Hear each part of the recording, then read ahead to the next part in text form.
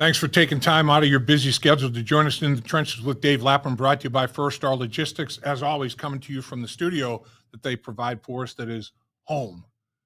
Nothing better. And how about that Super Bowl?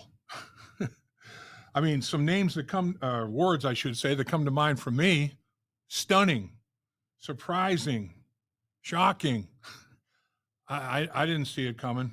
I mean, the Eagles were a 1.5-point favorite, but that's the lowest odds that I can remember for a Super Bowl matchup. And everybody thought it was going to be a barn burner, a seat squirmer, anything but. Jalen Hurts, 2 Super Bowls. He's been the best player in both of them.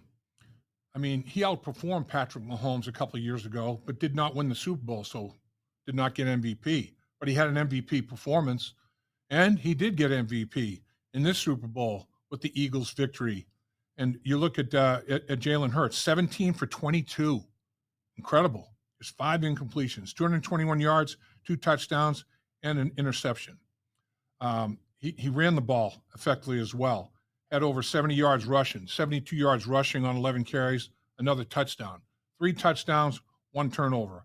Patrick Mahomes, 21 to 32, 257 yards, 3 touchdowns, 2 interceptions. Rushed for 25 yards on 4 carries. So, obviously, Jalen Hurts hurt the Chiefs with his legs and with his throwing arm, and he got himself an MVP. I will say, though, that I have more respect for Saquon Barkley now than I did before the game, because he had some tough sledding, man. They were going to make sure that he did not take over the football game. They were going to take Saquon Barkley out of the equation. 57 yards he ends up rushing for. I think it was 25 carries, a little over, less than 3 yards a carry. He also had over 40 yards receiving, so he did almost have 100 total yards. He was a factor, but he was a big factor also in the running game, because what they were doing is they were two-gapping with the defensive linemen, and they weren't penetrating. They were making sure that they were holding their gap integrity. And, they did a good job in controlling Saquon Barkley, but they couldn't rush the passer. I mean, Jalen Hurts had all day to throw the football. And Saquon Barkley said, okay, if that's going to be the case, I'm going to do a hell of a job in blitz pickup. And he blocked his tail off on blitzers and blitz pickup to protect his quarterback. Also, a lead blocker on running plays for Jalen Hurts and others. I mean, Saquon Barkley is a football player. He can block, he can catch, and he can run. And now he's a Super Bowl champion. And that was the most important thing to him, was winning a Super Bowl. Everything else, secondary. Wanted to get the ring. Now he's got the ring. The first half in that football game was unbelievably dominant by the Philadelphia Eagles. I mean, the Eagles, in my mind, they came into that football game quietly confident, because all week long, all you heard about was three-peat, three-peat, three-peat. Kansas City Chiefs, can they be the first to three-peat? They're already the first to go to 3 straight Super Bowls. They won 2 of them. Nobody's ever gone to a third after winning 2 in a row. So they already have that record. But boy, can they win 3 in a row? Wouldn't that be unbelievable? Three-peat. Oh, man. That was all you heard. Eagles, quietly confident, getting themselves ready, studying tape, taking care of every detail in preparation for the football game. They focused on football. They said, all right, Eagles, the Chiefs may come in a little bit full of themselves about this three-peat stuff. They jumped on them, man. I mean, dominated them from Jump Street. It was unbelievable. My question is, with Andy Reid, why'd you only run the ball 3 times in the first half? The first play of the game, you gain over 10 yards. You get a first down. Well-designed, well-conceived running play. Ran it twice more in the first half. 3 rushes. Wow. I mean, that's not Andy Reid. Andy Reid likes to be balanced. Andy Reid likes to establish the ground game. He didn't. And as a result, Philadelphia just took over. First half stats. First downs, Philadelphia 13, Kansas City 1. Time of possession, 1 second away from being 2-1. 19 minutes, 59 seconds for Philadelphia, 10 minutes and 1 second for the Chiefs. Almost had a 10-minute time of possession advantage in the first half, not for the game. They averaged 4.6 yards a play. That's good, but it's nothing phenomenal. But how about Kansas City averaging 1.2 yards per play? What? 1.2 yards per play. And you have Patrick Mahomes throwing the football at quarterback. Total yards, Philadelphia 179, Kansas City 23. Philadelphia scored 24 points in the first half. The Chiefs had 23 yards in the first half and got shut out. There's never been a shutout in Super Bowl history. I'm thinking at halftime, wow, this might be. It's possible. Too hard to do, though. In the second half, Kansas City in the third quarter scores 6 points. Kansas City scores 10. So now it's 34-6 at the end of the third quarter.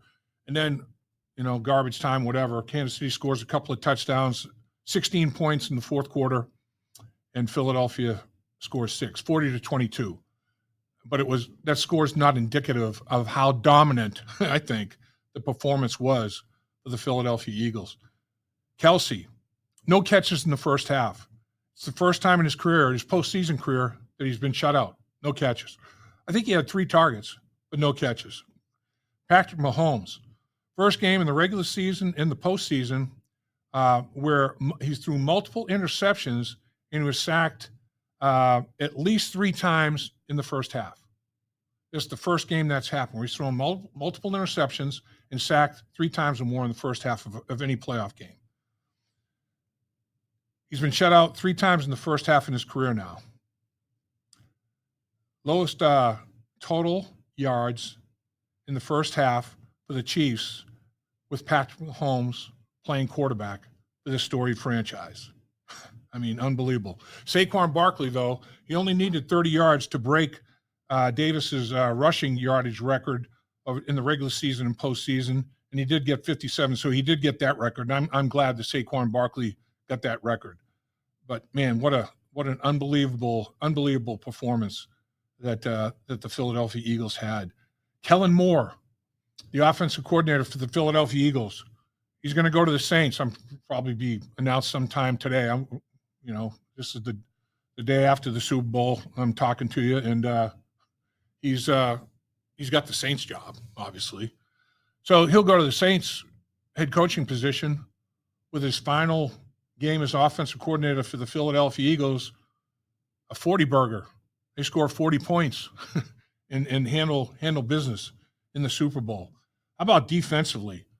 The performance of the Philadelphia Eagles defense was incredible. Vic Fangio, what a game plan.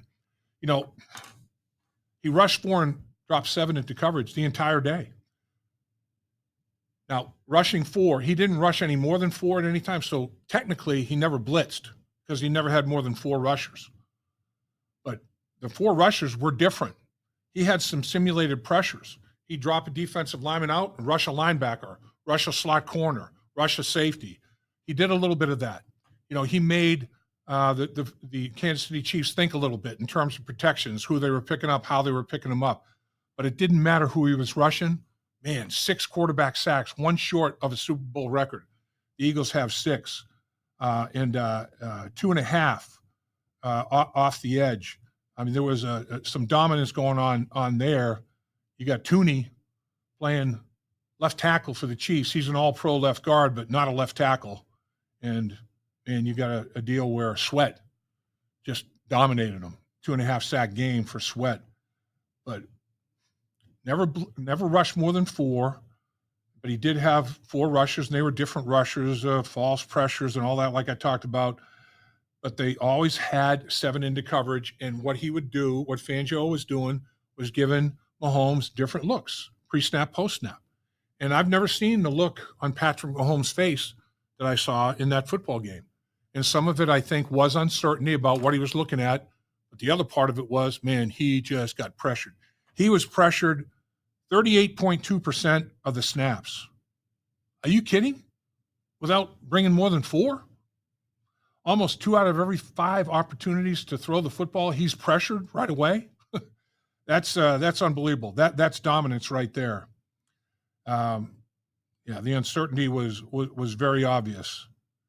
Reed Blankenship was the robber at safety, and they played cover 1, they played cover 4, they played some shell.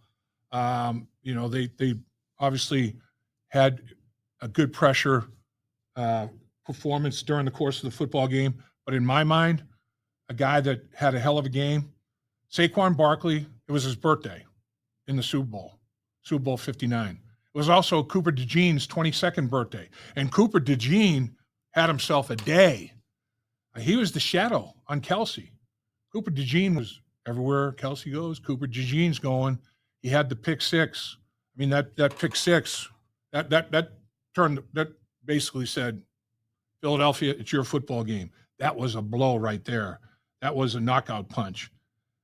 Pick six on his birthday. First time in NFL history a player has gotten a pick six on his birthday. And Cooper DeJean decides to do it in the Super Bowl. That's a record you'll never forget. You set an NFL record that nobody else has ever done, and you do it in the Super Bowl? Yeah. Well, Cooper DeJean, what a pick. What a draft pick there.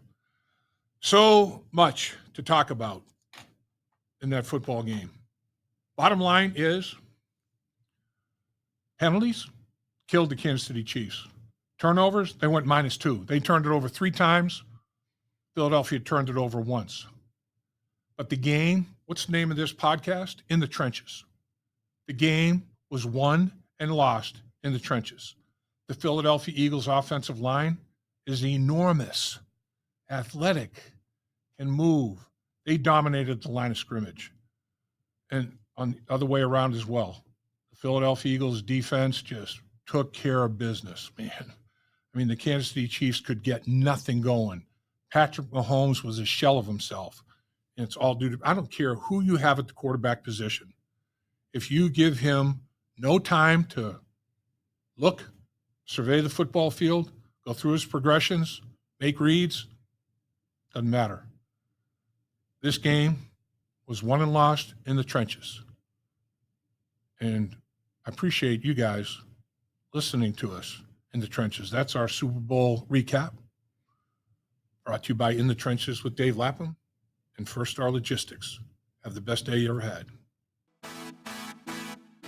Dave Lapham here. While games are over for the season, there's no off-season for In the Trenches with Dave Lapham or First Star Logistics. First Star Logistics gave away great prizes during the season, which will continue with exclusive content in the First Star Media Group YouTube channel. So please, do me a favor. Subscribe to In the Trenches, hit the like button, and visit the First Star Media Group YouTube channel for exclusive content and special giveaways.